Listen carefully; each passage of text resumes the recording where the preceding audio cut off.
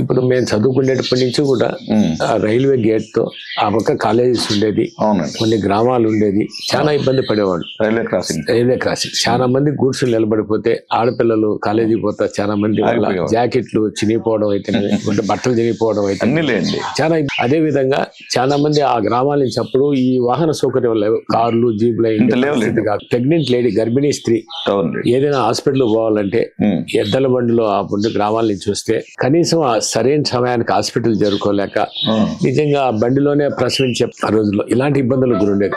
ఆ రోజు మేము రాజశేఖర రెడ్డి గారు ముఖ్యమంత్రిగా ఉన్నాం, ఆ ప్రాంతానికి రైల్వే బ్రిడ్జ్ కావాలా అని మేము అడిగినప్పుడు ఆయన సెంట్రల్ కు ఆయన ఇచ్చే మ్యాచింగ్ గ్రాంట్ స్టేట్ గవర్నమెంట్ తరఫున కట్టి మా ఆ బ్రిడ్జ్ శాంక్షన్ చేయడం జరిగింది. అది పెద్ద ఒక కళ, నిజంగానే గొప్ప రైల్వే. ఆ రోజుల్లో అది రాజంపేట ప్రాంతానికి అంత ట్రాఫిక్ లేదు రాదు అని సెంట్రల్ నుంచి ఎప్పుడు వాపసు వచ్చేది. ఈయన మ్యాచింగ్ గ్రాంట్ కట్టి అది శాంక్షన్ చేయడం